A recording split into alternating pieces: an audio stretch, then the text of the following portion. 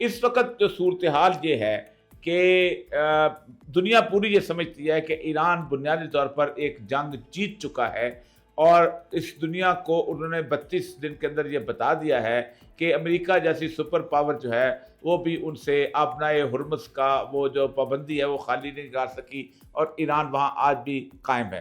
میں صرف یہ پوچھنا چاہتا ہوں، کیونکہ آپ ظاہر بات ہے قیادت کے بہت نزدیک ہیں، اور کم ایک ایسی جگہ ہے جہاں سے قیادت کے سوتے پھوٹتے ہیں، قیادت کی صورتحال اس وقت کیا ہے؟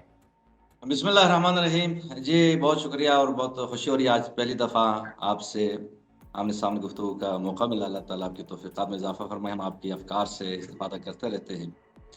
دیکھیں، میں ڈاکٹر علی شریعتی کے بعد سے گفتگو کا آغاز کرنا چاہتا ہوں۔ آپ ماشاءاللہ ان کو اسٹڈی کرتے رہتے ہیں۔ ان کی کتاب ہے حسین وارث آدم۔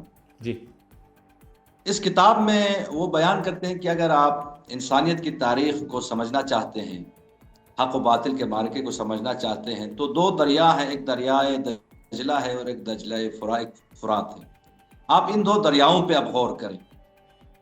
یہ دو دریا ترکی کے پہاڑوں سے نکلتے ہیں، پھر یہ شام میں داخل ہوتے ہیں، پھر اس کے بعد عراق میں، اور پورے عراق کو سیراب کرتا ہو، یعنی شمال عراق میں داخل ہوتے ہیں اور پورے عراق کو سیراب کرتے ہوئے بصرہ کے مقام پر کرنا نامی شہر میں یہ دو دریا مل جاتے ہیں۔ پھر اس کے بعد ایک دریا باقی رہتا ہے اور دوسرا دریا ختم ہو جاتا ہے۔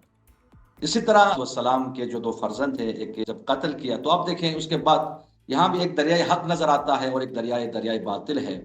دریائے حق میں آپ دیکھیں نمائندے تبدیل ہوتے رہے، کبھی حضرت نوح نے قیادت کی، کبھی حضرت موسیٰ نے، کبھی حضرت عیسیٰ نے، کبھی خاتم الانبیاء، وہی ہے، بس نمائندے اور چہرے خود آیا۔ جس طرح علامہ اقبال بیان کرتے ہیں، موسیٰ و فرعون و شبیر و یزید، این دو قوت ازل آمد پدید۔ تو جب آخری معرکہ ہوگا حق اور باطل کا، تو اس کے بعد دریائے باطل انشاءاللہ ان الباطل کان زہوقا۔ یہ ایران میں اس کو حق اور باطل کے ایک معرکے کے طور پر، بلکہ اکثر لوگوں کا یہی خیال ہے کہ حق اور باطل کا یہ آخری معرکہ ہے۔ تو اب دیکھیں یہ کتنا عرصہ طول پکڑتا ہے، یہ تو اللہ بہتر جانتا ہے۔ لیکن الحمدللہ ابھی آپ دیکھ رہے ہیں کہ پہلے تھے نکل آئے ہیں امت ان مسائل سے، جو ہے نا قیادت کے اوپر الحمدللہ متفق ہے، اور رہبر شہید انقلاب کی شہادت کے بعد ان کے مقدس لہو کی اثر ہے، برکات ہیں کہ لوگ میدان میں ہیں،